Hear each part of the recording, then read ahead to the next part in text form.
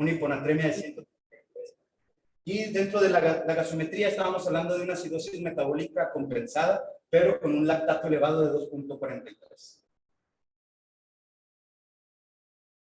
¿Qué diagnósticos diferenciales? Pues tenemos en este caso, se trataba de un cuadro febril con un niño con irritabilidad, con presencia de dolor abdominal. Pues aquí básicamente podríamos pensar en primera instancia en un síndrome doloroso abdominal o una probable apendicitis. Otros datos clínicos que aquí nos empleaban eran la presencia de la fiebre y el exantema macular generalizado. ¿Qué diagnósticos diferenciales? Desde una reacción anafiláctica de un medicamento, una enfermedad de Kawasaki o cualquiera de las enfermedades exantemáticas que conocemos.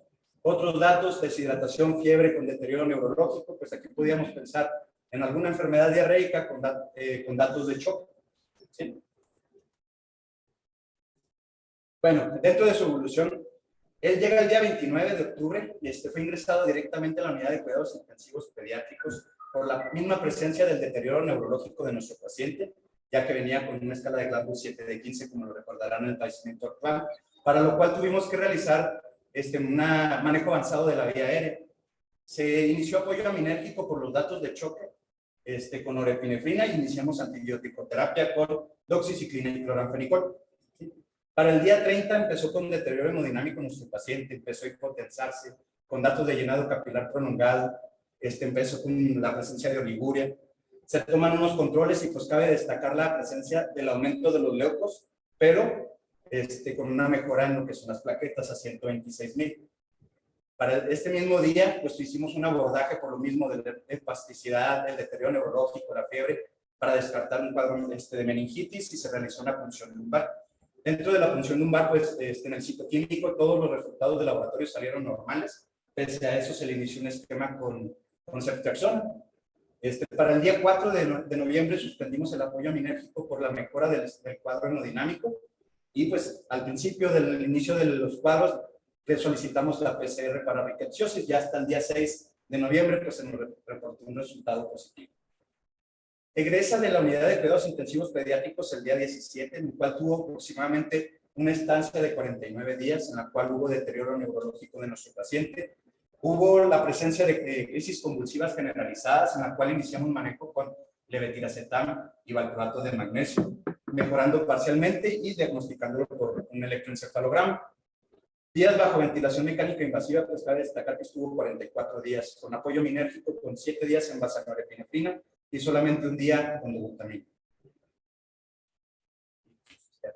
Preguntas hasta ahí del caso. Lo quisimos poner porque, si se fijan, es un cuadro, es una semana previa. Sabemos que el entorno familiar no es el más favorable, porque la mamá ni siquiera intervenía, y lo que comentaba la abuela era que ella solo lo visitaba los fines de semana, pero los papás eran toxicómanos. Entonces, pues no sabemos a ciencia cierta cuál fue la evolución, pero fueron 7 días de manejo donde tal vez, como cualquiera de nosotros, al haber presentado fiebre y dolor abdominal, pensamos en una diarrea. O sea, lo último que nos cruzó por la mente a este médico que lo evaluó fue la rickettsiosis. Obviamente nosotros ahorita sabemos que fue rickettsiosis, pues porque venimos hablando de rickettsiosis, pero casi es, o sea, podemos asegurar que el 90% de nosotros no pensamos en rickettsiosis y vemos un cuadro de dolor abdominal y fiebre. Segundo, este niño en particular tuvo mucha alteración neurológica, cosa que no todos tienen. De hecho, lo hicimos o lo dijimos porque normalmente lo que describe la literatura es que tienen empiezan con ictericia, alteraciones hepáticas, y entonces eso es lo que nos hace con el exantema, y las alteraciones hepáticas son lo que nos hace como más sospechar en el diagnóstico que este niño prácticamente no tuvo alteraciones hepáticas. Y sin embargo fue una evolución tórpida, porque tuvo un deterioro neurológico importante, que cuando lo descartamos y quisimos extubarlo, pues nos dimos cuenta que su daño neurológico pues ya era bastante severo. Este paciente terminó en traqueostomía, por múltiples causas, que sabemos que nuestro gobierno limita un poco los recursos. O sea, tenemos un poco de sesgo en el uso, por ejemplo, para que nos den la cámara del tamaño adecuado, para que tengamos algunas situaciones ideales para darles mayor oportunidad, pues este niño es un problema un poco más. Pero lo comentábamos con el doctor, si se fijan los diagnósticos diferenciales que quisimos poner, pues son todos, o sea, puede ser, o sea, nos ha tocado que los vemos con el exantema y vienen diagnosticados como varicela, como rubiola, como sarampión. Sarampión tenemos como 30 años que no hay. Ajá. Entonces, son muchos los diagnósticos, incluso a la hora de dominar llegan con el abdomen rígido, pensando que era apendicitis. E incluso a nosotros nos causó ruido la espasticidad de la alteración neurológica, por lo tanto nos vimos obligados al empezar el tratamiento que se supone haber encaminado, que será la doxiciclina y la clonazepam, y no mejora, al contrario, si se fijan en la evolución, hubo un deterioro hemodinámico, hubo deterioro, aumentaron los leucos, lo único es que se mejoraron las plaquetas, nos vimos obligados a realizar la punción lumbar y descartar la encefalitis o meningitis. Luego, con los resultados se descartó, pero de cualquier manera dejamos la ceftriaxona porque el cloranfenicol y doxiciclina pues no hubiesen sido buen esquema de antibióticos si pensábamos en eso.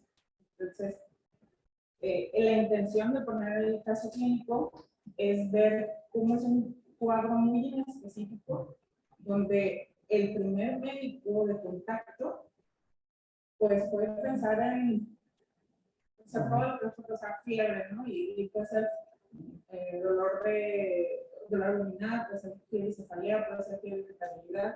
Entonces, esa fue la intención de ver la variación de diagnósticos diferenciales que podemos tener y no hay nada como tal en específico. ¿Sí?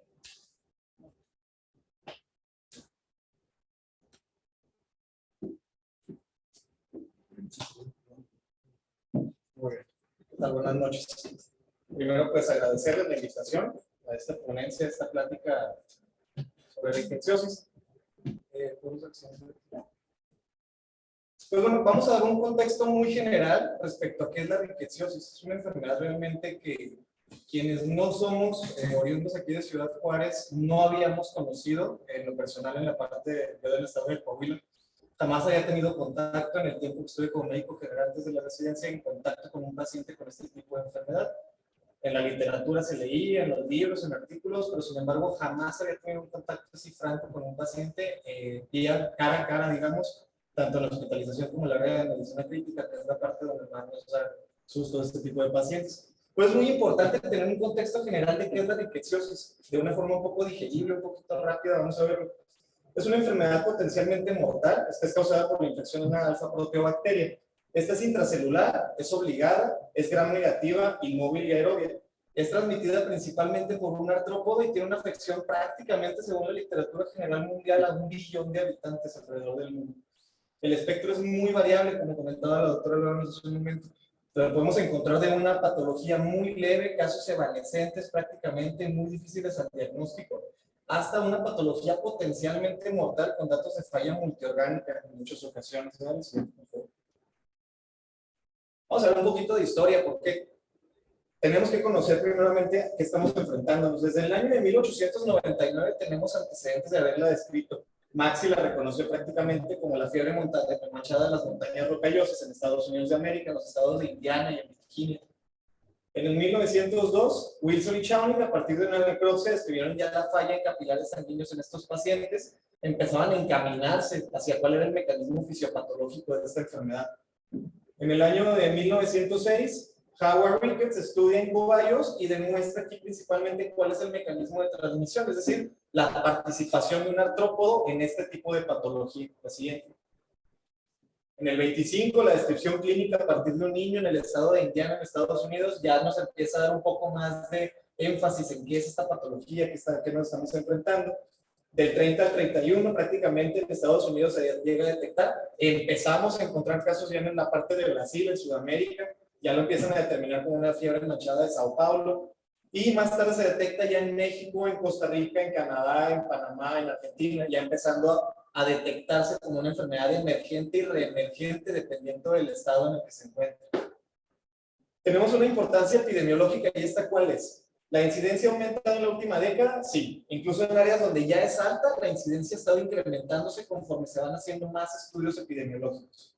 60-75 de los pacientes con riqueza reciben un diagnóstico diferencial diferente al momento de la primera, segunda y hasta la tercera consulta en ocasiones. Esto va retrasando los diagnósticos y obviamente nos va incrementando tasas de letalidad, tasas de complicaciones en nuestros pacientes.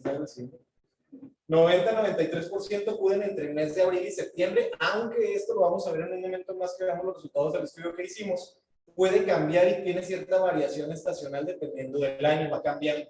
La tasa de letalidad en la literatura es muy variable, obviamente que va a depender de los insumos con los que contamos. La encontramos del 3 al 7% en países europeos, en Estados Unidos, en Japón inclusive, 28.3% en áreas del Mediterráneo, en áreas de Sudamérica y pues obviamente aquí en México. La siguiente. Ok, aquí vemos prácticamente la presentación principal de los países que han tenido o han tenido a bien hacer estudios epidemiológicos. En Rusia, en el año de 1917, tuvieron 3 prácticamente millones de decesos. Brasil, Uruguay, Argentina y Perú sí tienen estudios epidemiológicos, pero reportaron sesgos en cuanto a la tasa de letalidad. En la única que encontramos prácticamente bastante alta fue la de Colombia, del 34 al 36, con una tasa del 95% de mortalidad. Esto aunado a la falta completa de conocimiento de la enfermedad y a la falla en detección. El CDC de Atlanta en el 96 y hasta el año 2000 ya reportaba 2.700 casos de rickettsiosis, de fiebre manchada en las montañas rocallosas. En Estados Unidos, hasta el 83, antes de que el CDC interviniera, ya teníamos 224 decesos por una enfermedad febril manchada aparentemente. Aquí en México, en el 96, en Montemorelos y Galeana, ya tenemos una primera epidemia o endemia, digamos, por Rickettsia rickettsii. El primer tifo descrito aquí en México en el 576, prácticamente 2 millones de decesos aquí en el país. Y en el 1941, a nivel de Nuevo León únicamente, que se reportó una tasa de letalidad nacional de 1.166, es decir, Nuevo León ha sido el parteaguas prácticamente de los estudios de letalidad a nivel nacional. Esto es parte de la nueva actualización del Instituto Nacional de Referencia Epidemiológica, que se apoya bastante con los laboratorios o la red de laboratorios de salud pública nacional, donde ya tenemos una actualización del año 2009 al 2019 con una tasa de letalidad máxima en el año 2013 de 0.9 por cada 100.000 habitantes. Llama mucho la atención porque los estudios previos del Instituto Nacional de Referencia nos manejaba que la parte de Sonora, la parte de Baja California Sur, la parte de Coahuila, Zacatecas y San Luis Potosí eran las puntas de lanza, digamos, en cuanto a tasas de letalidad y tasa de casos de presencia de rickettsiosis. Sin embargo, aquí en el estado de Chihuahua, a partir de los estudios que se hicieron y las actualizaciones de hace la siguiente, pasamos a ser el primer lugar a nivel nacional, con presencia de 103 casos de rickettsiosis únicamente en el año 2019. El estado de Sonora pasa al segundo lugar, Sinaloa, Yucatán, Quintana Roo, Hidalgo y Tamaulipas, entre 41 y 28 casos prácticamente, y estados de baja incidencia, estados como Durango, Baja California, San Luis Potosí, que presentaban tasas más altas, empezaron a disminuirse. Ha habido cierto cambio, por eso les comento, es una enfermedad emergente dependiendo del estado en el que nos encontremos, dependiendo del año inclusive, va cambiando cada año. ¿Qué tenemos aquí? Prácticamente es una bacteria con doble membrana interna, doble membrana externa de peptidoglicanos, así transcelular obligada, y se divide por fisión binaria. Vamos a ver así a grosso modo algo del mecanismo fisiopatológico de la rickettsiosis. Tenemos una interacción Rickettsia-huésped. ¿Qué es esto? La garrapata, para podernos transmitir la rickettsia, de entrada tenemos que tener un periodo de alimentación cuando se adhiere de 6 a 10 horas. Porque esto es muy importante, porque muchas veces y muy probablemente en su consulta de primer nivel, de primer contacto, les ha pasado que llega una paciente, llega una mamá con un niño y les comenta, ¿sabe qué? Vengo con mi niño porque le acaba de picar, de morder una garrapata. Ayer en la noche, mientras estábamos con el perro, yo lo vi limpio completamente y de un momento a otro traía su garrapata y vengo porque aquí en Juárez viene el periódico, en el diario, que hay muchos casos de enfermedad por garrapata y un niño se va a morir. Entonces, ahí es la primera parte importante donde nosotros tenemos que ir conociendo que para que haya una transmisión efectiva de la riqueza, la garrapata tiene ciertos mecanismos para suprimir respuestas inmunes, respuestas homeostáticas y respuestas inflamatorias. Esto con el fin de que, para lograr una alimentación óptima, la garrapata tiene que estar adherida a cierto periodo de tiempo, de 6 a 10 horas, para poder transmitir. No significa en automático que vamos a decir a la señora, pues no, obviamente su niño no tiene riqueza, pero pues vamos a ir con más cautela, vamos a ir con seguimientos un poquito más laxos, digamos. Pues esta es la parte primaria importante. A muy diferente que nos llegue una mamá con un niño y nos comente, ¿sabes qué? Es que mi niño tiene una garrapata, pero no sé desde cuándo la traía, porque es mi niño que yo baño cada 3 días o cada 2 días, que suele pasar aquí en Ciudad Juárez, en México, al final de cuentas. Ahí es donde nosotros vamos a ir cambiando en base a nuestros conocimientos, cómo vamos a ir abordando a nuestro paciente y qué etapas vamos a ir tratando con él. Vamos a ver un poquito más adelante cómo es que vamos a referir a nuestros pacientes, cómo es que recomendamos nosotros, de nuestro hospital de segundo, cómo referir a un paciente para evitar, en la medida de lo posible, que nuestro paciente caiga en área de terapia intensiva. Estos mecanismos que les comento, ¿para qué nos va a ayudar? ¿O para qué le ayuda? A la garrapata le facilita la infección, la multiplicación y la transmisión de la riqueza. La alimentación que se ha estudiado a nivel mundial, que es el tiempo en el que vamos a tener la transmisión. Dale, siguiente. Tenemos aquí la hembra adulta en medio, que prácticamente es la garrapata que vamos a conocer, la garrapata común del perro, que es un mecanismo, es un artrópodo ya transmisor. Sin embargo, en los estudios se ha encontrado que tanto la ninfa como la larva, que se encuentran a su extremo superior izquierdo, también son medios de transmisión. Inclusive la riqueciosis tiene un mecanismo de transmisión transovárico, es decir, puede transmitirse entre riqueza y garrapata puede transmitirse, dependiendo obviamente del tipo de artrópodo del que estemos tratando. Tenemos 2 ciclos, es un ciclo urbano y un ciclo rural. Vamos a tener diferentes mamíferos que van a acompañarnos en esta parte, las ratas, los roedores, los perros prácticamente. Finalmente abajo, el pobre humano que acaba siendo el huésped, que va a ser el que va a tener la manifestación principal de la enfermedad. ¿Sí?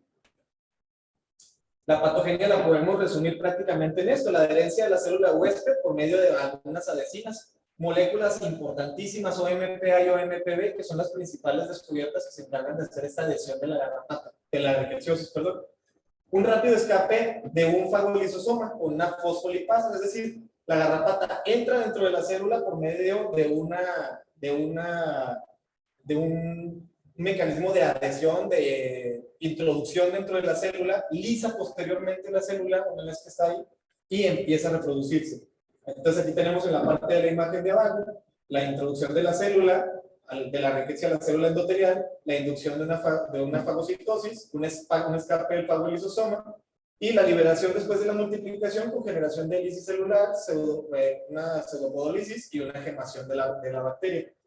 ¿Qué nos va a producir finalmente cuando se adhiere a los vasos sanguíneos? Necrosis de los vasos sanguíneos, microinfartos, extravasación de sangre, principalmente en pulmón y cerebro.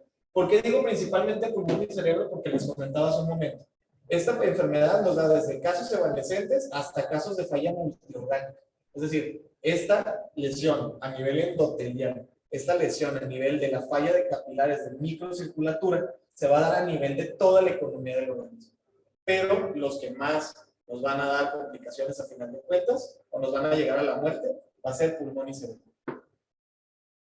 Los vectores, tenemos el principal vector de transmisión de la garrapata, que es la garrapata, y varía según la ubicación. Dentro de Estados Unidos prácticamente, en el este, el centro, el sur, aquí en Arizona, la extensión de los Estados Unidos del norte de México, este es de Dermacentos variabilis, junto con el ricocéfalos sanguíneos, que son las garrapatas que ya conocemos aquí. La siguiente. Aquí tenemos algunos otros que son el género del Ixodes, el ricocéfalos sanguíneos, el Dermacentos marginatus. Dale la siguiente, por favor. Y hablar de la taxonomía de la riqueciosis, puedes hablar durante prácticamente 20-25 minutos de 35 a 40 géneros diferentes descritos. Varía mucho por la zona en la que podamos encontrarlo, desde la parte del Mediterráneo, la parte de Australia, Canadá, Japón, inclusive en Siberia. Se han descrito en cada uno variantes diferentes de estos. Aquí en México podemos diferenciar 2 prácticamente para más comodidad. Sería el grupo del tifus epidémico, que es la riqueza proboscis endémica, que es la riqueza tifus. Y la fiebre manchadera de las montañas rocallosas, que es la riqueza prácticamente. En esos 3 vamos a englobar todo esto. Cada uno con un vector de transmisión diferente. La riqueza por medio de las garrapatas, la rickettsia tiffi por medio de los piojos inclusive que podemos encontrar. Por eso muchas veces nosotros relacionamos directamente ricketsiosis a garrapata, pero muchas veces encontramos pacientes que no tienen garrapata, pero sí tienen piojos y tienen la sintomatología clínica de un tifo o de una ricketsia. En cuanto a la clínica, nos vamos al periodo de incubación, vamos a encontrar un periodo muy variable de 10 hasta 14 días prácticamente posteriores a la picadura. La aparición de los datos clínicos van a ocurrir entre el quinto y séptimo día después de la exposición, principalmente con fiebre, cefalea, exantema de inicio en tronco, extremidades, axilas y palmo plantar, que es muy importante. Aquí es la parte más importante de lo que les comentaba la doctora hace un momento. La sintomatología es tan inespecífica que normalmente se nos va a escapar al primer contacto con el paciente si no tenemos la suspicacia de pensar que estamos en una zona endémica de rickettsiosis y que estamos en un periodo estacional donde estamos encontrando riqueza. Esto va a incluir un complejo clínico muy variable, cada paciente va a ser diferente a final de cuentas. Tenemos manifestaciones sistémicas, cutáneas, cardíacas, pulmonares, gastrointestinales, neurológicas, oftalmológicas, musculoesqueléticas, todas descritas en literatura. Desde Asia, Europa, África, Norteamérica y Sudamérica se describen patologías con sintomatología completamente variable. La muerte llega a sobrevenir en la segunda semana cuando el tratamiento se instaura después de 5 días. ¿Sale? Eso vamos a explicarlo un poquito ahorita. ¿Sí, doctor? Después de 5 días de iniciado los síntomas. De iniciado, cuando el tratamiento se instaura posterior a 5 días de iniciado los síntomas. Exacto. Ahorita vamos a explicarlo justamente para que quede un poco más claro con unas gráficas de nuestro estudio, donde vamos a correlacionar los días a los que nos refirieron a los pacientes con la tasa de letalidad que tuvimos en la unidad. De hecho, va a quedarle bastante más claro.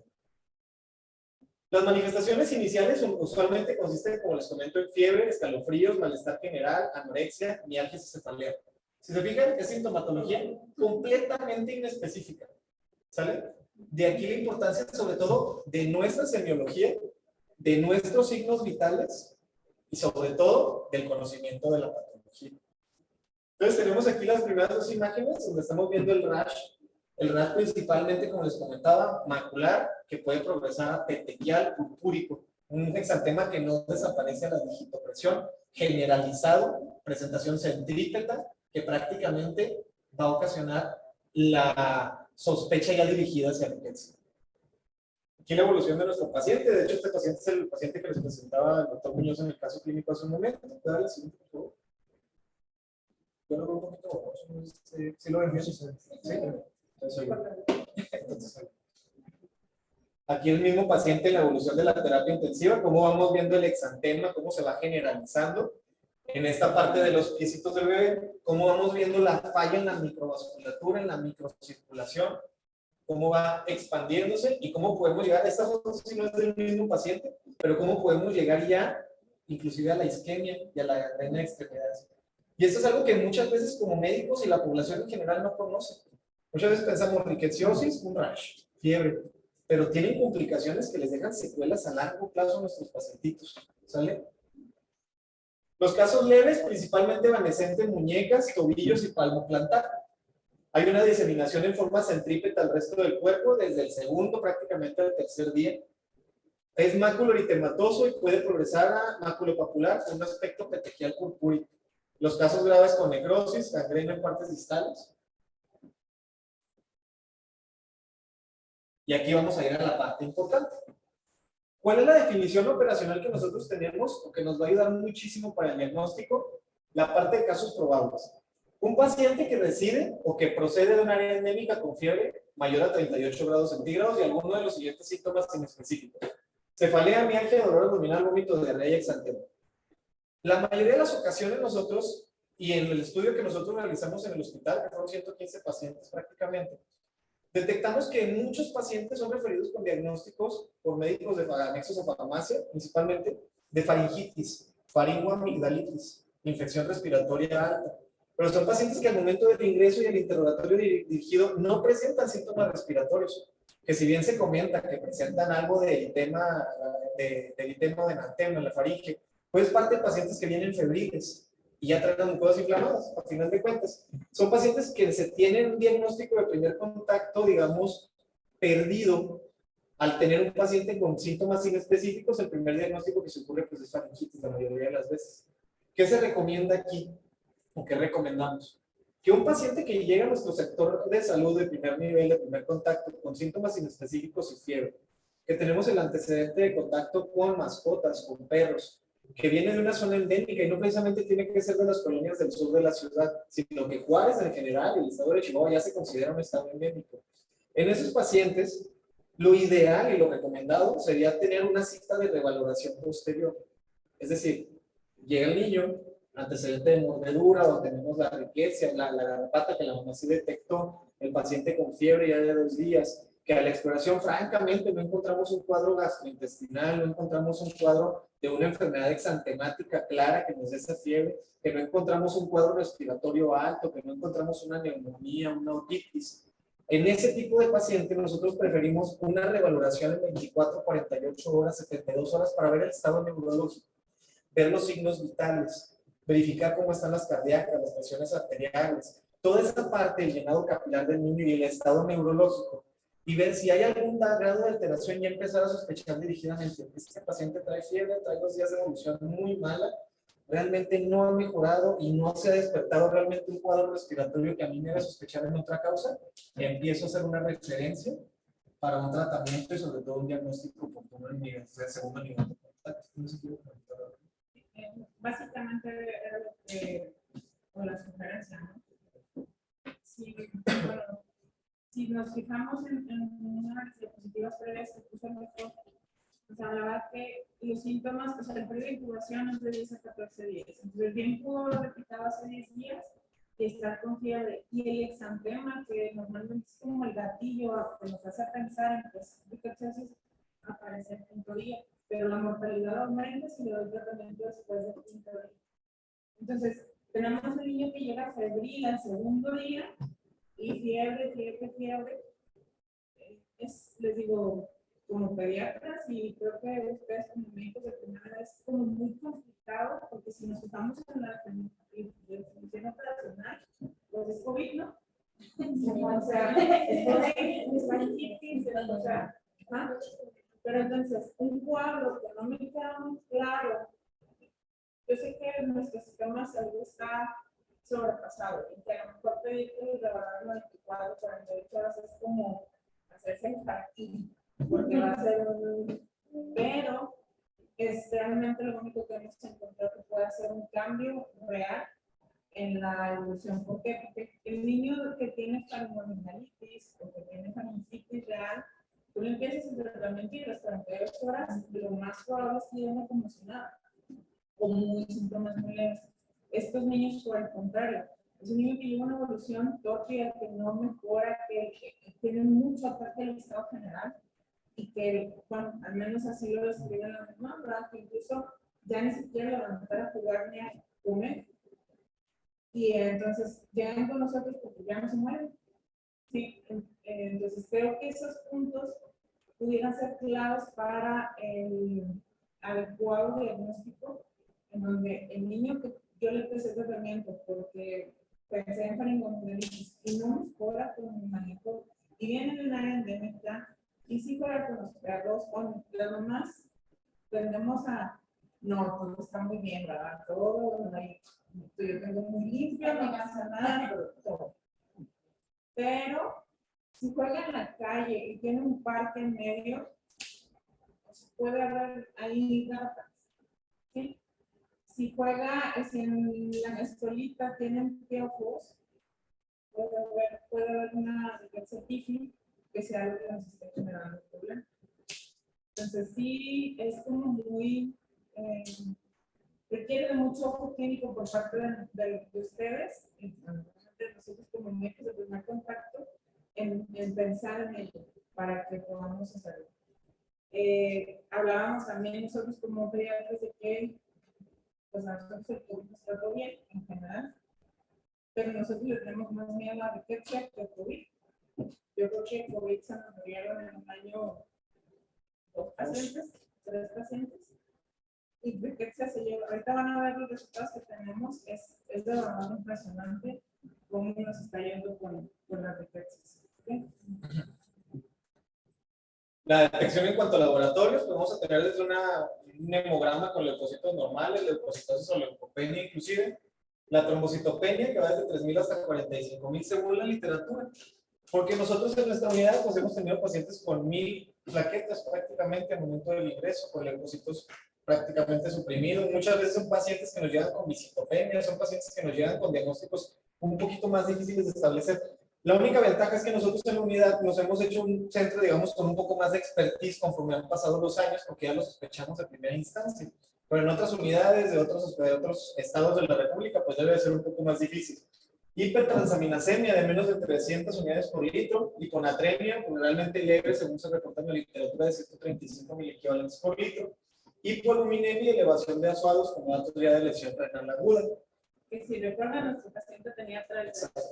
¿Sí? ¿Se acuerdan cuál es el? La trombocitopenia, la isonatremia Y la hipoluminemia. Exacto.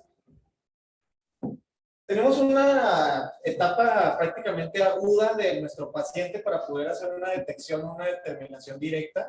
Aquí en México pues estamos muy restringidos en cuanto a lo que podemos diagnosticar de rickets, es decir, la serotipificación del germen directo, prácticamente nos vamos directamente hacia rickets, porque es lo que tenemos a la mano, prácticamente.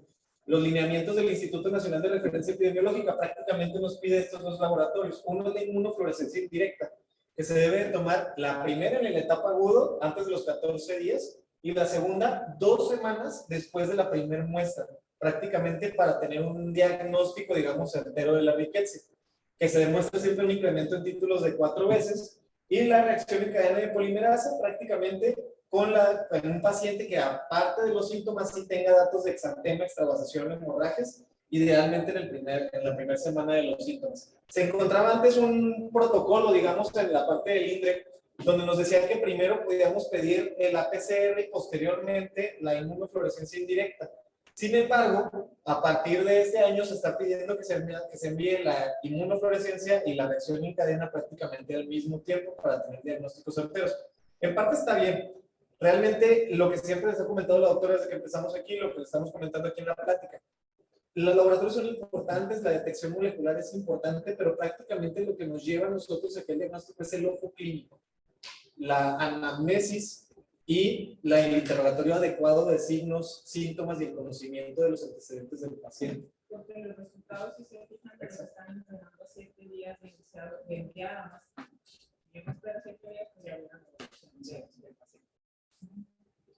Nuestro tratamiento, prácticamente la terapéutica de toda la literatura nos maneja terapéutica de primera línea, la doxiciclina, y tratamiento de segunda línea, como el cloranfenicol. Realmente, en la mayoría de la literatura, la doxiciclina IV sería el tratamiento de primera elección. Aquí en México, pues tenemos muchísima dificultad para conseguirlo, inclusive en nuestra unidad y en hospitales de tercer nivel es muy difícil conseguir doxiciclina IV. México no produce. Exacto. No hay casas productoras de doxiciclina IV.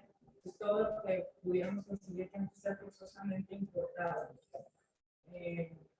lo cual eleva los costos, los trámites y demás. Entonces, no es imposible, porque por ejemplo, lugares como Sonora, como Sillo sí lo tiene y ven, no sé exactamente cómo llegaron a los trámites administrativos en el nivel gubernamental que tuvieron que hacer para llegar a él. Nosotros estamos buscando por eso. A veces nos hacen caso, a veces no tanto, pero pues bueno, se trabaja con lo que se tiene. Y en cuanto a los manejos, nosotros en nuestra unidad optamos por una terapia dual, digamos, entre el tratamiento de primera línea vía oral con la doxiciclina y el tratamiento de segunda línea, que es el cloranfenicol IV. ¿Esto por qué? Pues la doxiciclina de entrada es un antibiótico, una tetraciclina de absorción, digamos, acumulada. Para que la doxiciclina alcance niveles óptimos, prácticamente tiene que alcanzar 4 vidas medias. Por eso, muchas ocasiones en alguna literatura, los que han revisado el tema van a encontrar que se manejan dosis de carga de doxiciclina, porque esas dosis de carga son enfocadas a alcanzar esas 4 vidas medias para que la doxiciclina alcance niveles plasmáticos adecuados. Obviamente, nuestros pacientes que nos llegan bastante afectados por rickettsiosis, con datos ya de lesión, de falla multiorgánica, la circulación esplácnica en general ya está comprometida. De ese modo, la absorción de la doxiciclina tentativamente también se puede afectar. Por eso optamos por también agregar tratamiento de segunda línea intravenoso para tener mejores resultados en nuestros pacientes. Los pacientes pediátricos, la dosis de menores de 45 kilos, 4.4 miligramos kilo día, divididos o fraccionados cada 12 horas. Mayores de 45 kilos de adultos, 100 miligramos cada 12 horas. Niños críticos, lo que les comentaba, una carga de doxiciclina de 4.4 miligramos kilo dosis cada 12 horas por 72 horas. Estas cargas son las que nos van a ayudar a alcanzar niveles plasmáticos vía oral de doxiciclina para tener una ventaja, digamos, o una ventana terapéutica más amplia para poder tratar la riqueza. Y el cloranfenicol en lactantes y niños de 50 a 100 miligramos kilo día, fraccionados en 4 dosis, tratamiento dual en todos los pacientes. ¿Qué criterios de referencia tenemos entonces aquí? Paciente que reside en procedura endémica, como les comentaba, con una triada silente de fiebre, exantema, cefalea o irritabilidad, dependiendo si es lactante, obviamente vamos a marcar la parte de irritabilidad. Sí, hay otra opción para tratamiento, ¿no? Eritromicina, para menores de 40. Se maneja terapéutica de tercera línea muy variada, desde ceftriaxona, como las cefalosporinas como ceftriaxona, levofloxacino, quinolonas, en alguna literatura eritromicina, pero realmente la que se ha demostrado y con la que hemos visto una mejor respuesta terapéutica de nuestros pacientes ha sido con la terapia dual entre doxiciclina y cloranfenicol. La eritromicina se maneja porque, si recuerdan, las tetraciclinas en niños no estaban muy indicadas por el hecho de la alteración a nivel dental. Sin embargo, CDC, por eso puso la visita, sigue recomendando que sea primera línea de doxiciclina, a pesar de la supuesta alteración a nivel dental que nos puede originar, porque pues es el que se ha demostrado más efectivo. Incluso una discusión importante, o sea, lo que decía el doctor de las circulaciones plásticas y todo esto, pues ya nos toca más hacia nosotros, porque una discusión importante que tiene es que la absorción a nivel intestinal alcanza las mismas concentraciones que a nivel IV cuando tienes un intestino sano, ¿sí? Entonces, en el caso de ustedes, pues que se supone que son pacientes que llegan estables aún, puede iniciarse la doxiciclina y ahí empezar a hacer un cambio sin necesidad de agregar el cloranfenicol. Ahorita hay igual, es un pleito es una discrepancia de tratamientos entre algunos centros que traemos, porque cloranfenicol FDA lo tiene prohibido. O sea, en Estados Unidos no dan cloranfenicol a nadie. ¿Por qué? Específicamente en niños, síndrome de niño gris, aplasias medulares, algunas otras situacionos. Si estuviera en un video tampoco daría cloranfenicol y daría doxiciclina, pero no tengo más opciones.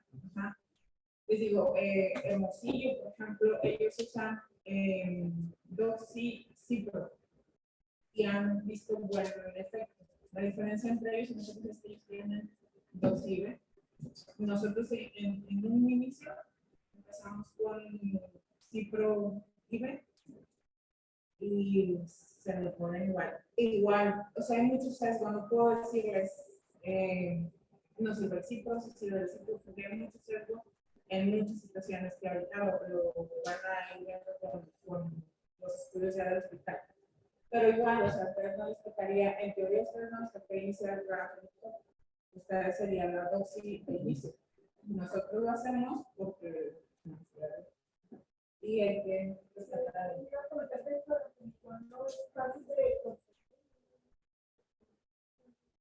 nosotros precisamente eso es lo que hemos conseguido hasta la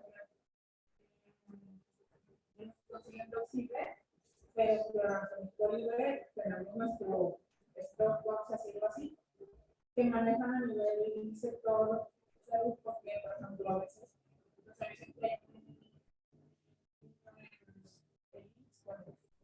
ustedes en sistemas de salud o en ISTE y se va el cloranfenicol y pues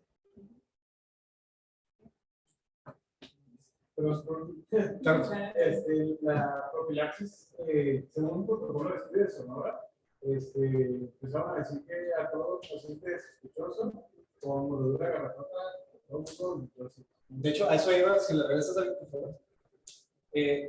favor. Por eso precisamente no les puse absolutamente nada en la parte donde venía profilaxis. ¿Sale? Porque la literatura realmente nos marca esa parte discrepante, digamos, en cuanto a los tratamientos profilácticos. Ya últimamente estamos más en boga de que, del conocimiento primario de lo que les comentaba del tiempo de alimentación de la garrapata. Si yo conozco el tiempo de alimentación de la garrapata y el paciente me está llegando con sintomatología, digamos, dice la mamá, le mordió la garrapata ayer en la noche y hoy trae cefalea y fiebre y un rash, ¿cuadra con un paciente con rickettsiosis? ¿Podría cuadrar con un paciente con rickettsiosis? En teoría no. En teoría no. Porque tiene ese periodo de incubación de 10 a 14 días. Pero, Exacto. si tiene garrapatas y la mamá la cachó, lo más probable es que como se la única garrapata con la que tuvo contacto. Entonces, si me preguntan, yo ahí sí le daría la pero no hay un consenso, ¿eh? O sea, no hay un consenso como tal. O sea, si ustedes leen guías internacionales, no hay un consenso de profilaxis. De hecho, te dicen no profilaxis. De hecho, la mayoría de la literatura te marca no profilaxis. La profilaxis te la marca como desparasitación en casa, limpieza de áreas de patios, prácticamente. Eso lo maneja como profilaxis, prácticamente. Pero sí, esa es la parte importante a la que yo iba. Si yo tengo el conocimiento suficiente del tiempo de alimentación de la garrapata, prácticamente yo puedo interrogar dirigidamente a mi paciente y irme por esa parte. Si mi paciente ya tiene una garrapata, ya le encontró una garrapata, la mamá va a negar que tiene garrapatas en casa, pero ya le encontró una garrapata, va a haber garrapatas en la casa. ¿Sale? Y de ahí es la parte importante del interrogatorio dirigido a pasado, es decir, señora, por la casa ha habido niños con problemas por mordedura de garrapata, ¿en qué parte vive usted? ¿Qué tantos perros tiene? Porque muchas veces a los niños que nos llegan al servicio de la terapia inclusive no les detectamos garrapata, ni les detectamos nosotros el ciclo de mordedura de garrapata. Sí los detectamos prácticamente al 80-90% con pediculosos, eso sí. Pero es muy, muy importante que conocer la fisiopatología, el mecanismo fisiopatogénico de la rickettsiosis para saber si puedo irme dirigido. Como bien dice la doctora, llega un paciente con esos antecedentes y yo lo estoy viendo que sí trae evidentemente fiebre, que sí trae malestar, que sí trae alteraciones ya neurológicas, pero yo también estaría en pro de darle un tratamiento profiláctico mientras se le va corriendo el segundo nivel de atención, que al final de cuentas va a acabar ahí. Yo creo que a lo mejor el niño que le encontraron una garrapata y que empieza con síntomas, no nos va a quedar duda de iniciar el tratamiento. La duda va más allá, en el que no le encontraron la garrapata, en el que la mamá sigue negando que tiene garrapatas, que su casa está rechinando de limpio, que sus perros se bañan cada semana y luego del veterinario. Yo soy muy mala, voy a decirlo así, porque digo, no sé si todos tengamos perro, pero un baño en el veterinario me cuesta 250, cuando está re chiquito me parece un gigante que me cuesta a veces hasta 300, 400 pesos. Si yo, o sea, digo, no, pero si no tengo, si yo que tengo un solo fijo, no lo puedo llevar cada semana, empiezas a preguntarle, ¿y a qué se dedica? Y no, pues mi esposo recoge el dinero de la ruta, y usted no hay casa. Y me dicen que le dan en familia cada 4 horas 8 onzas. Y dices, híjole, yo con mi hija no pude seguir con el familia. O sea, es sentido común, ¿no? O sea, bueno, dices tú, híjole, como que algo no me cuadra. Yo creo que esa señora o ese paciente que te niega todo y que tiene fiebre, que tiene dolor abdominal, que tiene cefalea, es el que nos causa como un poco más de conflicto, porque el que tiene garrapata, pues ya vale la posibilidad. El otro es el que, los 124 horas, como si yo le doy mi celular hoy, mándame un WhatsApp de ver cómo sigue, porque es el que a mí me generaría como si de veras no tiene nada, de veras es una simple faringoamigdalitis o es algo más. Para el comentario, tiene el instituto tenemos los recursos para poder hacer seguimiento.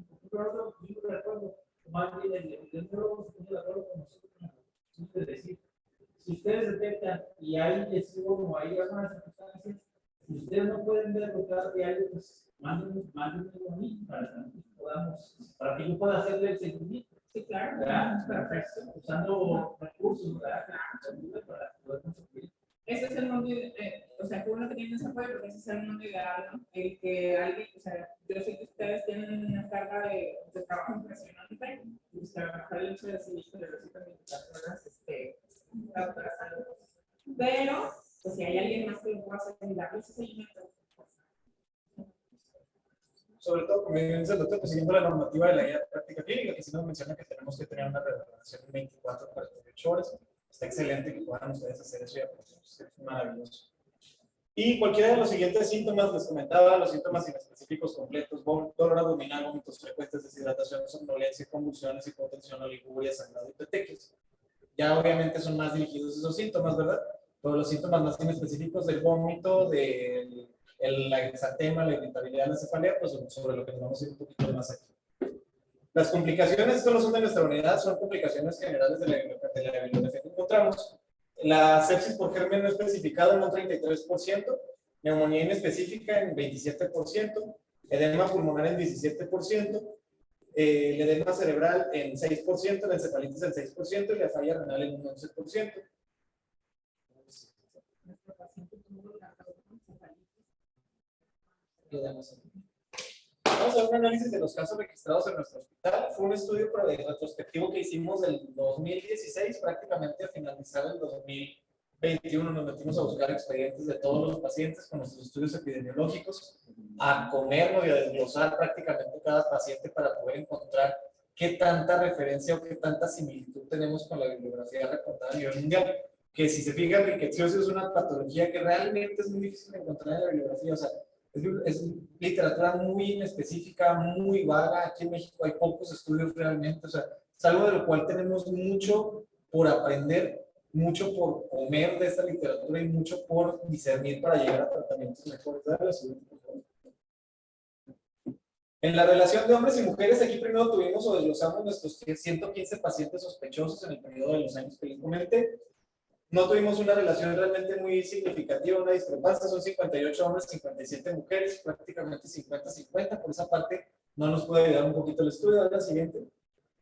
Por grupos de edad, la parte de preescolares y escolares, que se acuerdan con lo que vimos al principio en la introducción, pues se relaciona un poco más, prácticamente un 73% en ese grupo de edad. Adolescentes y lactantes menores, lactantes mayores y menores, ahí se van con un 14.8, 10.4 y 1.7%. Sí podemos encontrar en pacientes un poco más grandes, obviamente en base a la exposición. Los pacientes confirmados en este periodo de tiempo fueron 52 pacientes únicamente en el Hospital Infantil de aquí de Ciudad Juárez. La relación, igual, prácticamente 50-50% entre hombres y mujeres. De los confirmados, la distribución igual prácticamente, preescolares y escolares, ahí se nos va hasta un 70% prácticamente, es decir, la relación hay una relación directa, sospechosos y confirmados, prácticamente vamos igual, en igualdad de condiciones. Y tenemos una relación estacional que vimos en el estudio prácticamente de estos años, que la vemos de mayo a octubre, los picos de presentación, tanto el primer como el segundo pico de presentación. Aunque en este año, lo que vamos del año 2022, hemos presenciado bastantes casos a partir del mes de marzo. Es decir, es una enfermedad que va variando conforme van pasando los años. No podemos confiarnos a decir, sabes que de mayo a octubre voy a sospecharlo. Tenemos que tenerla como conciencia de sospecha durante todo el periodo del año prácticamente. Durante la relación anual prácticamente de estos casos del año 2016-2017, pues no se encontraba realmente en la mente del médico pediatra y en el hospital el diagnóstico de rickettsiosis. Era un diagnóstico de segunda o de tercera vez, efectivamente. Del 18 hacia el 21, prácticamente, como ven, se dispara el índice de sospecha de rickettsiosis en el hospital a partir de los primeros casos confirmados y a partir de la visualización de las condiciones en las que llegaban estos pacientes que llegaban prácticamente a fallecer en las primeras horas de estancia hospitalaria. Dale la siguiente. La relación anual prácticamente, 7 casos en el 18, 7 en el 19, nos disparamos a 21 en el 2020, 17 hasta casi finalizar el 2021, y ahorita en el 2022 que ya llevamos prácticamente 6 casos, ¿sale? A pesar que apenas vamos para el mes de abril, ¿sale? Ni siquiera hemos llegado al primer pico. ¿Bien? Los sospechosos contra confirmados, en los primeros 2 años de 5 sospechosos, ninguno confirmado, del segundo de 7, ninguno confirmado. Muy probablemente por la falta de envío de muestras, por la dificultad para conseguir los estudios específicos, la PCR o la inmunofluorescencia. Del 18 y 19 ya empezamos con mitad, prácticamente 13 y 7 confirmados, 25 y 7 confirmados, 20 y 21 donde empezamos a darle mucho énfasis y empezamos a tratar de buscar ser un centro de expertise, Ya tenemos 30 contra 21 y 35 con 17 confirmados prácticamente. Nos dimos a la tarea también de buscar los signos y síntomas principales de todos los pacientes que presentamos. Prácticamente la triada que les comentaba, fiebre, cefalea y exantema en un 84, 82, 76%. Es decir, esto sí es muy específico que vamos a encontrar esos síntomas, esos signos y esos síntomas. Parte de buscar la escala negra que viene aquí abajo con 23.07%, es decir, buscar el sitio de mordedura de la garrapata. Pese a que se reporte en la literatura, no es tan frecuente encontrarlo. Va a ser muy difícil que nosotros lleguemos a ver un paciente con su black spot o con su área de la mordedura, ¿sale? Esta gráfica es muy importante. El número de médicos visitados. Ningún médico, fueron 11 pacientes, que fue 21.15%. Por lo menos un médico, fueron 23 pacientes, 44.23%.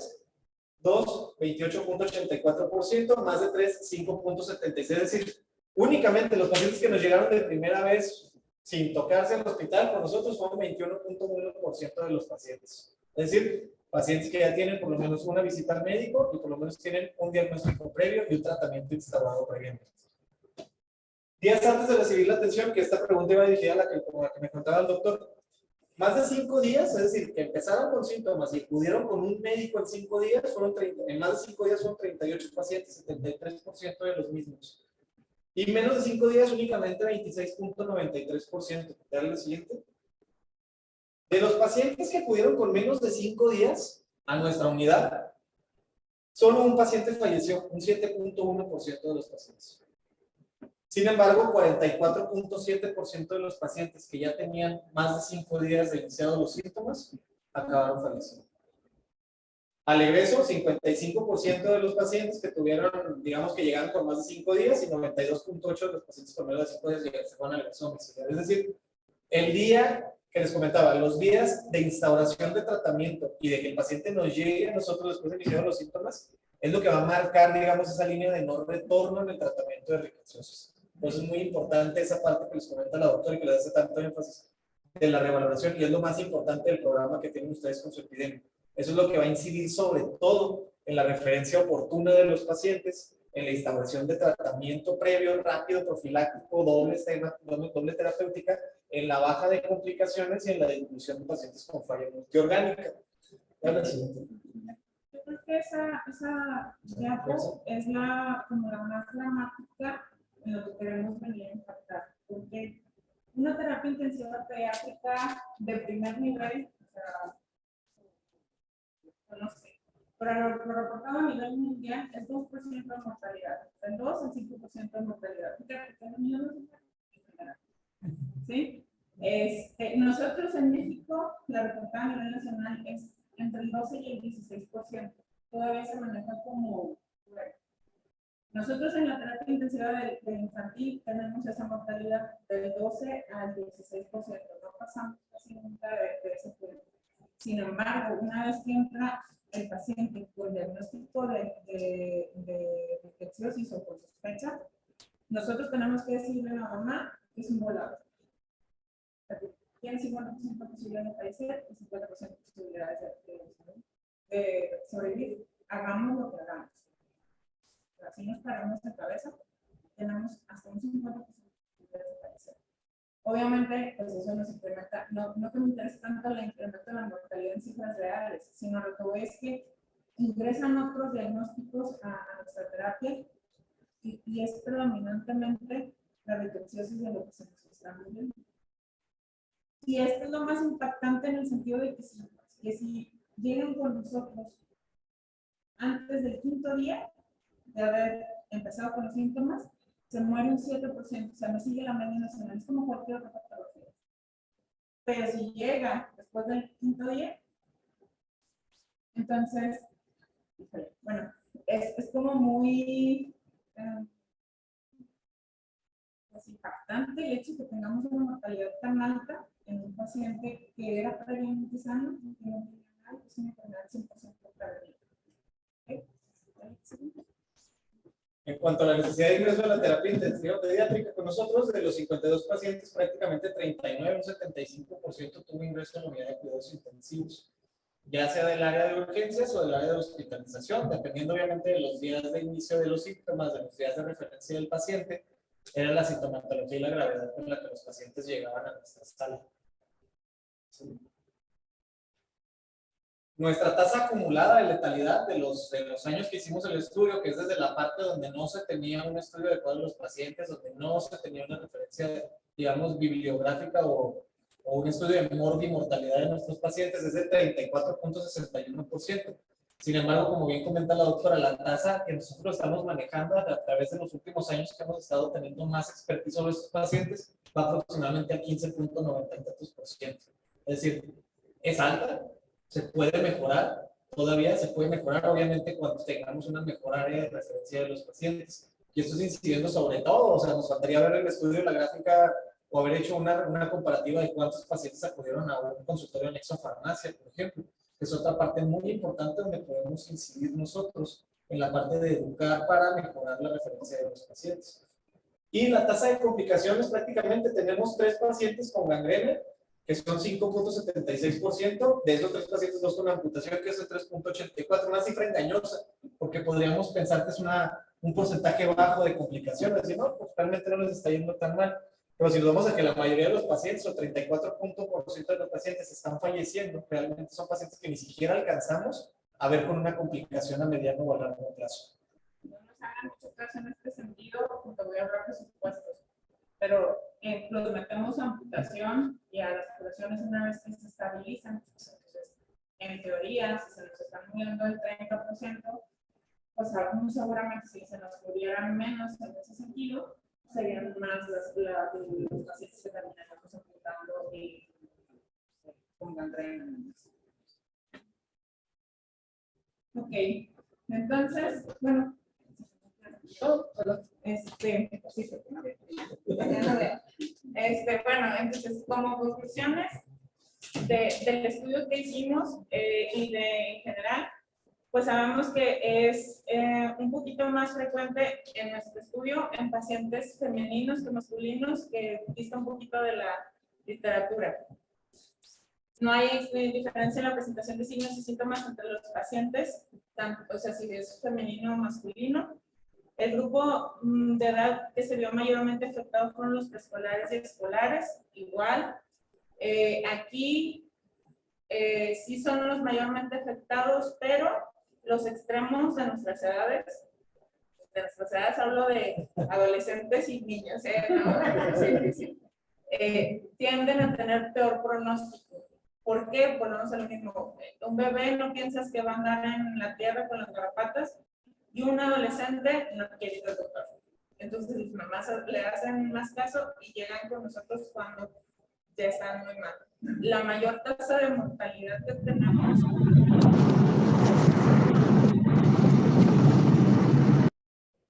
todavía esa cifra, vamos a trabajarla, pero muchos se mueren en menos de 24 horas y la gran mayoría de esos son adolescentes o bebés chiquitos. La mayoría de los pacientes presentan fiebre, el 84% presentan fiebre y cefalea, 82%. Y también, importante, el 78% de estos pacientes ya habían recibido atención médica previa con un médico externo antes de llegar con nosotros. 70% de los pacientes acudió después de 5 días de iniciados los síntomas, lo que nos explica un poquito las tasas altas de mortalidad. Lo que hablábamos, ¿no? Y en nuestra unidad, la tasa de mortalidad general, bueno, no general, de esta patología en general, es de 34.6% de los pacientes. Este es el niño que hablábamos, ya nos va a visitar, de salir con una espasticidad importante y con un daño neurológico importante, rehabilitación, mucho amor de la abuela porque ella es la que siguió.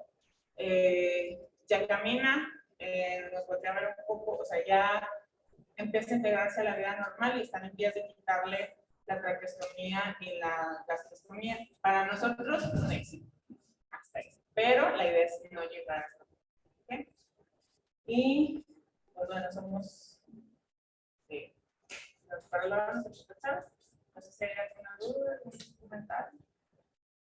Es como prevención secundaria, como decía el doctor, sí se menciona el aseo, desde adentro, las zonas más oscuras y las zonas más cálidas, hacia la parte de afuera. Hay garrafas, afortunadamente la información de acceso a lugares se ha difundido y en veterinarias existen garrafas, pues es de fácil acceso y es barato. Nosotros el sistema de información epidemiológica que tenemos se da aviso, se supone, yo creo que es funcional, lo que fuera del hospital ya no tengo mucha atención, pero sé que es lo que se sigue. Se da información por parte de epidemiología habla a nivel institucional. El doctor se dirige al área donde está y hacen fumigación de toda el área con garrafaticidad que ellos tienen específicamente, además de que se supone que entran a la casa y hacen, o sea, hacen fumigación de banquetas, calles y demás, y de la casa específica en la que está. Como decíamos, ¿no? Preguntar específicamente, nos ha tocado que tenemos nuestro paciente cero es la prima, en otra unidad de IMSS está el primo, y en el ISSSTE el vecino. Entonces todos viven en la misma calle, entonces reciben atención en otros hospitales, en diferentes hospitales, pero se supone que Vectores hace esa parte de ir a fumigar o sea, sí se hace la notificación epidemiológica para que tengan, y de hecho se tienen, decía el doctor, se tienen bien especificadas o bien localizadas, perdón, las áreas donde tenemos mayor actividad de garrapato, que son las colonias del sur de la ciudad.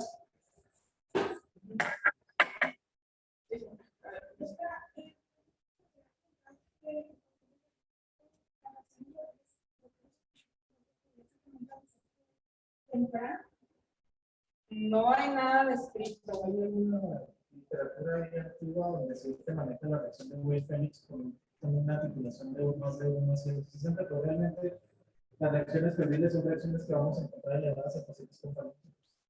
Entonces, realmente tomarlas, yo creo que sería una pérdida de tiempo muy valioso en lo que podemos nosotros empezar a mandar la fluorescencia de la reacción en cadena. Al final de cuentas, sí, el gobierno y el sector salud se ha esmerado a partir de estos últimos años en implementar el número de laboratorios de referencia epidemiológica. De hecho, ya tenemos aquí en el estado de Chihuahua nuestro laboratorio de referencia estatal epidemiológica. Lo hay en Baja California, en San Luis Potosí, en Chihuahua, en Nuevo León, en Mérida, en México, en Veracruz y en Oaxaca. Creo que Oaxaca, pero ya tenemos una red, digamos, un poquito más amplia, donde mejor podemos empezar a detectar pacientes y solicitar una vez de reacción en los estudios específicos. Yo creo que la pregunta va encaminada en qué más podemos hacer. Si yo lo tuviera de primer contacto, una VH y un perfil hepático, o digo, un SMAC complejo, si se puede, ¿verdad?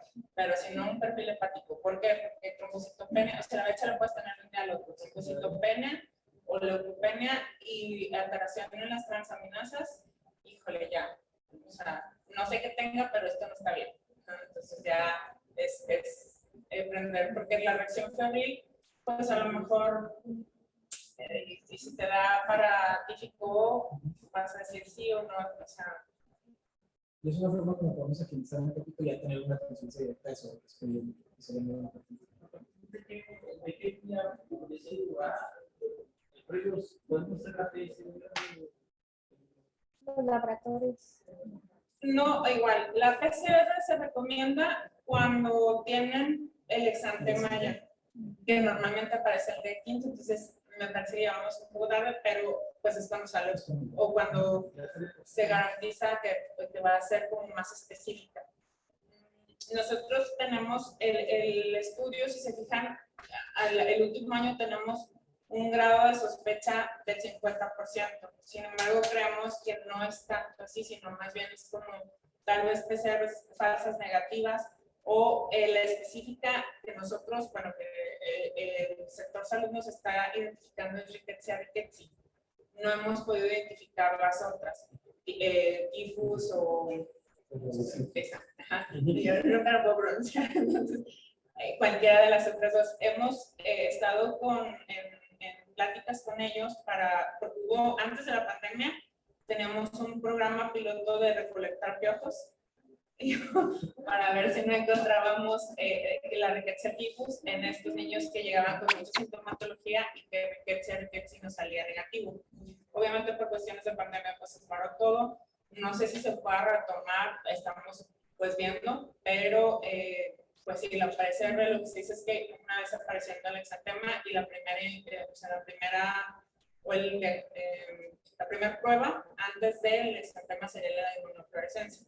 Pero en teoría, como vimos el camino de la epatogenia, de los infiltrados endoteliales, de la necrosis, todo esto, en teoría, a las 72 horas pudiéramos esperar ya cambios en las alteraciones hepáticas y en la VH. Lo primordial es la trombocitopenia y las alteraciones hepáticas. Les digo, este niño en específico, alteraciones hepáticas nunca nos dio, pero sí la trombocitopenia. ¿Doctor? Bueno, yo platicando de mis 3 años, que tengo ya el egresado de la residencia, me han tocado 3 casos, nomás de picadura. Igual yo no les doy profilaxis porque no hay evidencia para darlo, sin embargo se hago referencia a la actividad de la rutina. Pero igual para platicarles sobre un caso que me tocó de una paciente adulta, que sí me permite, para analizar los síntomas y que lamentablemente falleció. Eso me lo reportó la jefa de la clínica. Me pasó la nota y todo. La paciente me llevó al área de COVID, precisamente por la sintomatología de la abdominal y todo eso. Y pues esto fue lo que sorteé ese momento. Femenino de 36 años de edad, me lo mató. Ejercicio por referir evacuación de líquidas con moco, 2 días de evolución de consistencia líquida, amarillentas, en 10 ocasiones en 24 horas, así como resultados, dolor muscular, dolor articular, dolor abdominal, vómito en 10 ocasiones, dolor verdoso, fiebre no cuantificada, bueno, y ya lo demás ahí es alguna otra, al pulsoxímetro, que había 95 de saturación, y ahí no había nada específico, es la situación ahí de COVID, no hay parrillas, hay algo rápido, le di un día de capacidad, que hay un día abierto, 11 de febrero, ella se complicó el día 13 y la jefa me mandó el certificado el día 14, escépticos y deliciosos.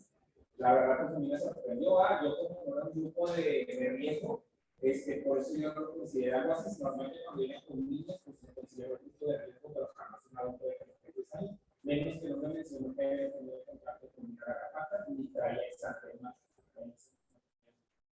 Por eso comentábamos que ser bien específicos.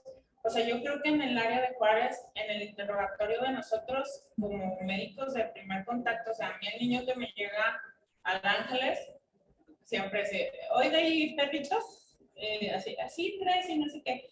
¿Y cómo están? No, pues, les digo, bañados cada semana. Y yo, güey, no, o sea, ok, vamos a creerles, pero ya el hecho de que tenga perros, el hecho de que tenga fiebre, ya no o sea, a mí ya no me huele bien. A lo mejor estoy sesgada por lo que nos toca vivir, pero sí. Y sí, efectivamente, yo recuerdo mucho de decía el doctor, los máximos o los más reportados en Nuevo León. Yo hice medicina 7 años en Nuevo León y no vine en un solo caso, ni uno solo. O sea, yo vine a aprender de riquezas aquí. Y en los primeros casos nos tocó unos hermanos, el niño de 13 años y el hermano de 19, 20 años, en las 66 en ese entonces. El niño, pues, pediatras aferrados al final. El niño sobrevivió y el hermano falleció. Entonces, no tienes, o sea, son, en teoría son personas fuertes, corazones sanos, pues, o sea, que yo eso es a lo que justifico mucho que mis niños aguantan, ¿no? Yo les digo mucho a los papás, no me comparen porque estoy hablando de los carros, pues mi niño es un 2013, un 2021, ¿verdad? Yo ya soy no voy a decir qué año, pero ya no encuentro refacciones tan fácil. Entonces, va a responder mucho mejor el niño. Digo, hay mucho que seguir, como decía el doctor, no hay evidencia. Entonces, si tú te pones a leer los artículos y demás, la verdad es que todos te dicen que es una enfermedad leve, que no pasa nada, que sí puede ser mortal, pero generalmente te lo pasan como que es algo pues, muy leve. Probablemente sea así. Hablábamos en su momento, les digo, nosotros venimos a presentarles lo que llega al hospital, pero seguramente hay miles más de reticencias ahí polulando entre la ciudad que llegan a otros, a consultorios anexos, a cuestiones que no pasan de más allá. Sin embargo, pues los que se llegan a morir, o sea, los que llegan al hospital, llegan con una alta posibilidad de mortalidad. Hablaba también con los intensivistas del Paso. Ellos así también igual de que, es que nos llegó a esto, y creíamos que era meningococo y creíamos que era, o sea, súper asustados, bueno, no asustados, sino como, ¿qué estamos pasando? ¿Qué está pasando? Y yo, o sea, venga, se va acá. Pero realmente no hay una guía de manejo. El choque séptico, por ejemplo, se establece tan rápido que nosotros también, la mayor tasa de mortalidad que tenemos, porque les digo, pediatras aferrados, casi todos los que llegan a sobrevivir o los que no sobreviven son porque ya pasaron las primeras 72 horas de manejo. En las primeras 72 horas de manejo, casi todos son los que nos llegan a fallecer porque el choque séptico que les da es totalmente refractario. Nosotros estamos empezando a implementar como autoguías de manejo, que no hay, insisto, pero nosotros instauramos rápidamente vasopresina, no manejamos líquidos altos, o sea, las cargas rápidas no las manejamos porque nos va muy mal, no tenemos prisma para hacer hemodiafiltración continua, que sería lo ideal en este tipo de pacientes que llegan, o sea, que requerimos líquidos altos, entonces no ponemos líquidos altos. O sea, vamos empezando haciendo nuestro propio manual de manejo, en base ahora sí que a la experiencia. Hay un proyecto, todavía estamos en proyecto de ser centro de referencia a nivel pues, ciudad, porque precisamente el expertise que nos haga un poquito, pues nos está haciendo que tengamos un poquito mejor de sobrevida. No voy a ponerme confeti y decir que mucha, pero al menos estamos, o sea, vamos aprendiendo sobre la marcha. Les digo, de las tasas que llegábamos a más del 50% en los primeros años, 2018, 2019, ahorita ya vamos en 30, bueno, en 16 de las últimas. Les digo, ahorita tenemos registrado 20%, porque van 6 y se nos murieron 2. Y todos los 2 se murieron en menos de 24 horas, que realmente no la puedo, epidemiológicamente no sería una muerte real de nosotros, pero bueno, eso ya de la epidemia pues, pasa a segundo nivel, no lo que queremos es que sobreviva. ¿Alguna otra duda, algún otro comentario? Hay una duda en la plática online, doctora. Me preguntan que a los cuántos días se recomienda pedir los laboratorios, biometría hemática. Decíamos, bueno, si ustedes tienen paciente con fiebre que no tenga ningún otro foco, pues de hecho es el abordaje de fiebre sin foco, ¿no? Entonces, la idea sería, pues, si no tiene foco, yo los pediría ahí inmediatamente. Pero si me queda la duda, es una fiebre de bajo grado, a lo mejor a las 72 horas. No hay un consenso, no les podemos decir que las guías internacionales dicen esto, no hay un consenso como tal. Pero sí, más o menos, si es fiebre y no tiene foco, sería irnos a la guía del manejo de fiebre sin foco, que sería pedirle, pues, biometría, ego, tal vez más transfusión de placa. Y acordarnos que pues, generalmente son niños que tienen fiebre de alto grado, o sea, 38, arriba de 38, 39, entonces, pues sí, vamos a encontrar faringe, como decía el doctor, vamos a encontrar la faringe hiperémica, los hiperémicos y todo hiperémico por la fiebre, pero no significa que sea su origen de la fiebre, ¿no? Entonces, porque siento que a veces eso es lo que nos sesga en el diagnóstico, que llegan muy febriles y abren la boca y se ven como semáforos, pero realmente es su fiebre que nos está, pues, que nos está poniendo rojo, ¿no? Está haciendo ahí exactamente en el TMS.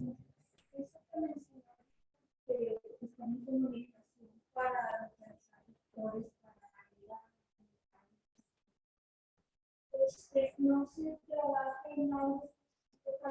no sé nada más cómo se ve. Por ejemplo, somos un ser que nos gusta autodestruirnos. Nos gustan mucho los animales y les hemos empezado a dar derechos que deben tener nuestras seres. Pero no hay un control igual que la natalidad, o sea, tienen hijos y lo que pasa con la sociedad, igual que los animales. La gente adquiere animales de todo tipo y de todas las... Pero luego no, y son animales que no nos matan. Y eso, yo siento que es un desastre y nos están niños por esa situación. No hay nada que se pueda hacer salud con algo municipal para que Ahí, doctora, hay un departamento de vectores de las áreas epidemiológicas de las jurisdicciones sanitarias que se encargan precisamente de esto, de zonificar. De hecho, ellos tienen mapas y zonificaciones específicas de cada ciudad. En el caso de aquí de Juárez, de las áreas endémicas, digamos, de las áreas del sur de la ciudad, donde se han detectado más casos. Sin embargo, como bien dices, es difícil. ¿Por qué? Porque estamos en una sociedad donde nos falta bastante cultura en la parte de control animal, control de reproducción de animales, inclusive la parte de adopción de animales, en vez de estar comprando animales.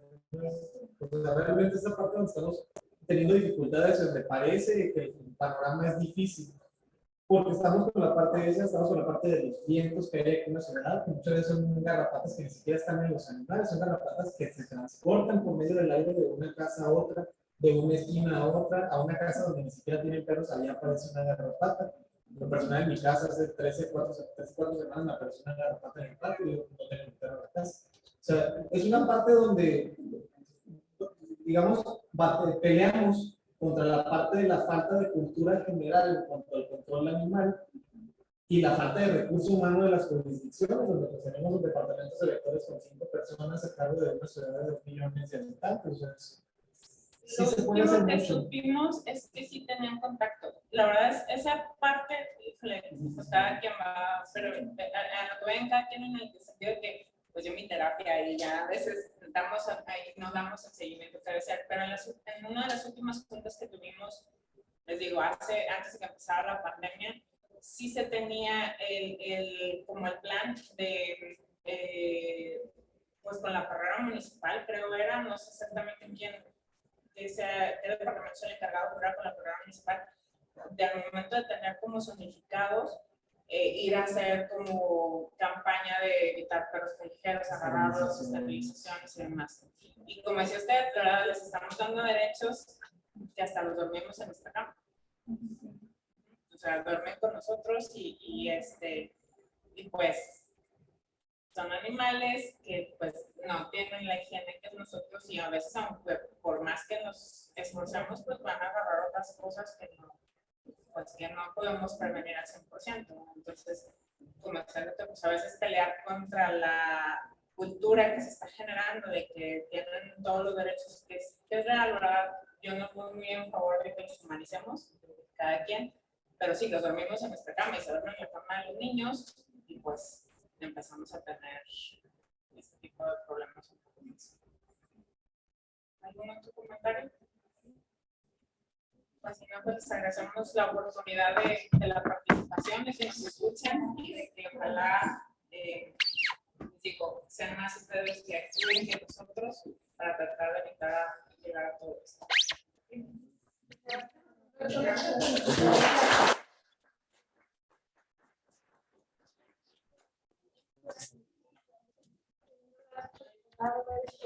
Claro que sí, a la orden.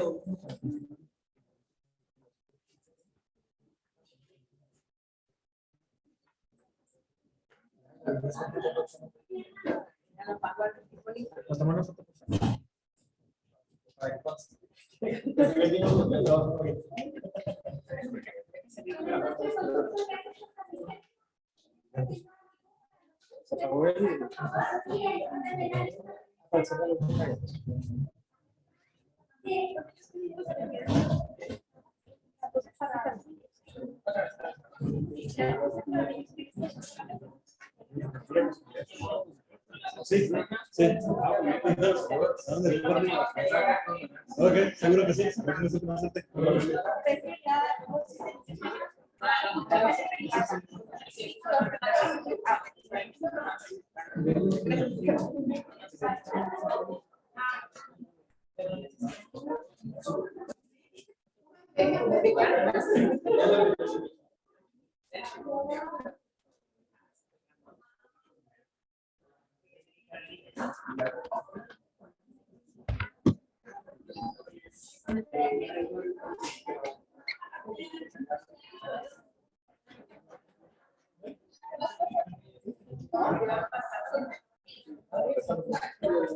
Buenas noches, muchas gracias por su asistencia.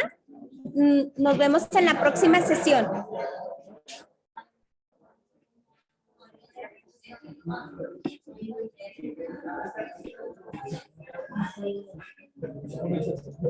Gracias, adiós. Bueno.